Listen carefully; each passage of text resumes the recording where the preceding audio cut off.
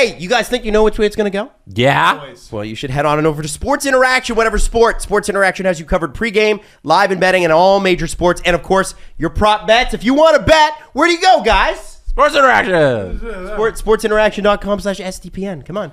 19 plus, please play responsibly. If you were kind of bopping around the channels and stuff, was that Auston Matthews was taking the day off.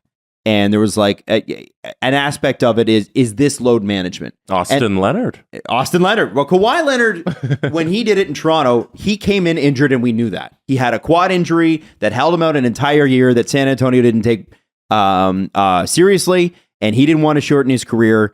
And that fractured the relationship. So when he came to Toronto, he said, listen, these are the terms. He was injured in the playoffs too. Yeah. He almost missed Game 3 against Milwaukee. Everyone forgets that. And he played every game in the playoffs like madman. But he played like 60 regular season games, something like that, 62 maybe. Yeah, if that. Yeah. And I think the Raptors that year that they won the championship, they only got 9 or 10 regular season games with all their starters healthy, which is amazing when you think about it, right? Yeah. And so obviously that worked, and obviously MLSE saw the light when that happened. And I think now they're looking at doing that with their star players. So when we talk, obviously they're never going to call it load management again. But with Auston Matthews staying out and, presumably he's sick, but not pushing it at game 42. Yeah. Kind of makes... There was no need. It's kind of weird that it's taken us 100 years to get here, though, isn't it? Yeah. And we still can't admit it. That's what happened. And we still can't talk about it. Why not? In the NBA, we could just say that guy's getting a rest day. It's the second night of back-to-back. He's 30. He probably needs a day off. We can rest a goalie, though. Yeah, goalies need rest. But the players, we have to be like, no, he had a lingering injury, and that's why he's out. We still have to pretend. Call it pride or call it ego. Call it whatever you Both. want. It is a little bit of both. But, it's just smart. Sorry. And, I know the whole thing, fans pay their money and everything. I get that. But at the end of the day, they're trying to run a business and winning is their business. And it's game 43. This is not Auston Matthews sitting because he's fresh as a daisy. He's very visibly played banged up all season. I don't think he missed a shift after getting cross-checked by Jamie Benn. And I don't think he's been right ever since he got cross-checked by Jamie Benn. And that was game 3 of the season? Something like that? And he's dealt with wrist stuff and back stuff, and he's still arguably their best player. Monster. So he's a monster. He's certainly their best two-way player. He's adapted his game to... Something's up. They won one of the two. I don't have a problem with him resting every now and then. There's no reason to push it. He won't be the only one either. I don't think. Well, wouldn't you, if you're listen, I understand wanting to play a full 82 just for your own ego, but one of the problems the Leafs ran into, and this is again with a goalie, so a little bit different, but was with Freddie Anderson, because Babs would go up and he'd be like, Freddie, you ready to go? And Freddie is going to say yes every time. I was so disappointed when he got hurt last year with Carolina. Oh, he had a great year, but again, played too much. He was on pace to play almost the exact same amount of too many games that he played with the Leafs in the previous few seasons, and he went down. Now, that's not necessarily why he got hurt. You get hurt for a variety of different reasons, but I was so disappointed to see that nothing changed. Right. In two different ways. And the thing is that if you ask the player, of course they're going to say they're ready to go. Who's going to turn down a game in the NHL? It's sick. Yeah. Amazing. Imagine waking up and that's do I play or not? I'm freaking playing. But the problem was when he came to the playoffs, he was very, very inconsistent. Some great games, some horrendous games where he cost them the game because he was gassed. No mediocre games at all. No, yeah, there was no just a 906 save percentage. It was 940 or 840, and that was it. Yeah, Game 3, 2018, where he absolutely stole a game. And we also saw Game 2 in 2018 where he got pulled before the halfway mark. Yeah. It's so, that's one that's a Leafs example. And, obviously in Carolina, he's been a little bit injured this year. So he's only played 9 games. He's been very injured. 9 games? Yeah. Yeah, but you wouldn't know it because Ranta, who's also been hurt at times, has been good. And it's literally the opposite. He was hurt all year last year. Yeah, Pyotr Kochetkov is unreal. Yeah. Unreal. They have I would say 2 NHL caliber starting goalies and a 1A. Mm-hmm. Yeah, so he's been out most games since mid-November. Yeah, it's funny. They just activated him off of IR yesterday. Yeah, lower body. Yeah, if you need a goalie, call Carolina. See what they give you. So okay. So let me ask you this: you're a Leafs fan. You pay to see the game. Are you upset before I even ask that question, who are the guys you load manage? You're Sheldon Keefe.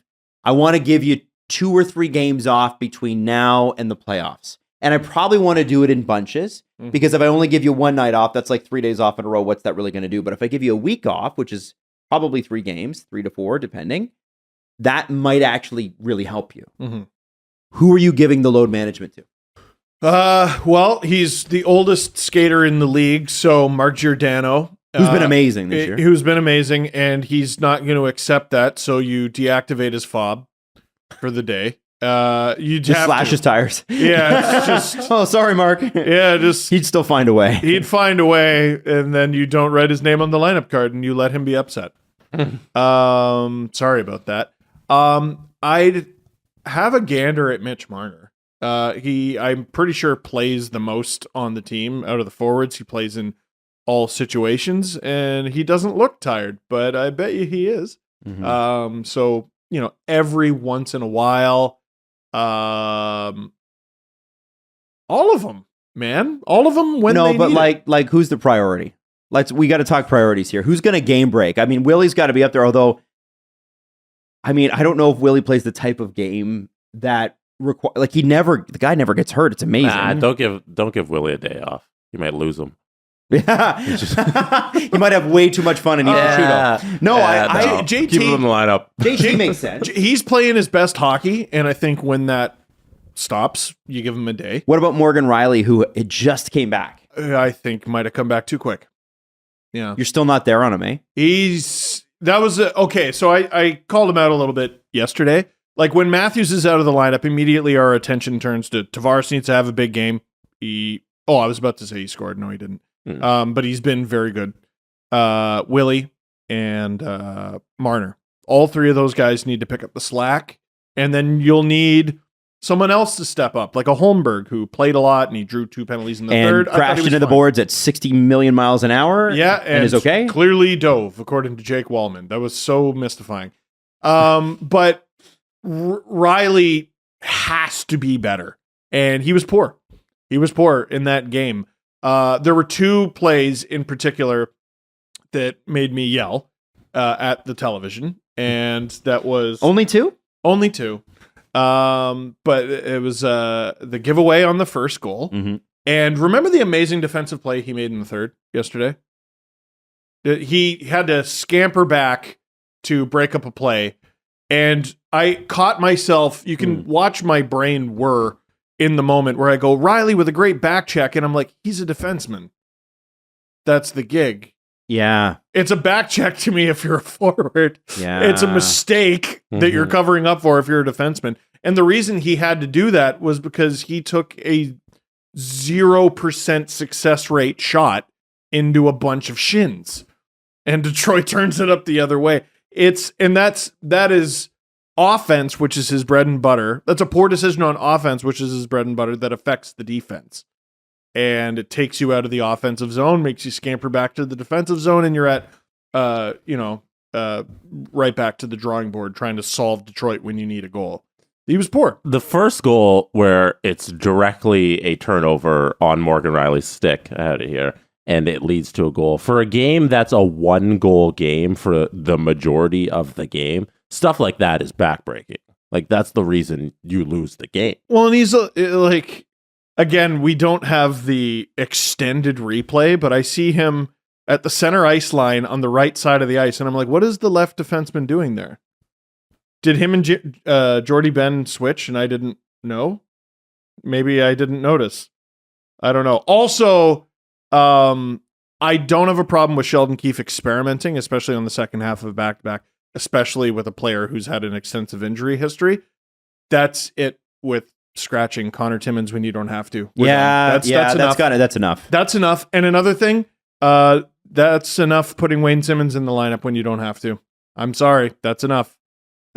Dryden Hunt's been good. Wayne taking that penalty last night too. I was like, 'cause Yeah. you root for Wayne Simmons, And he was But- mad about it. but you can't. As it happened, before the ref's arm even went up, I'm like, Wayne! He knew, Every game he's in, there's a penalty, and it's a careless penalty. You can't. and You that's the can't. thing. It's sort of like this is a guy that a person that you love, Mhm. that you want in that dressing room, and that you want to be a part of the organization once the career's done. Yeah. But you can see very clearly that this is a 1 in 10 games guy. Don't He's play him. hanging on Yes. Yeah. to an NHL. Love him. Love him, as a and we'll person. always love him. Yeah. And like, it's not like he's a bad player. You have better options. And when the Leafs play the Jets next week, nope. You don't put him in that lineup. I know he was there last time. You don't need a babysitter. This team's actually, if you pay attention, starting to play a little tougher. And I like Jordy Ben in the lineup. I'm not gonna lie. I like that. I like that versus Winnipeg. I'm a Jordy Ben guy. Yeah, but I- then you're taking out Connor Timmins. Yeah. I guess. Which I don't you like. Can't have Couldn't both. you take out Morgan Rielly and let him No. have a No. break? No. I'm not like. Couldn't you though? No. He played fine without. Does he him. have an injury? Then no. I think he does. I think he does, or maybe he's just still sharpening up. Right. The, You're not um, scratching Morgan.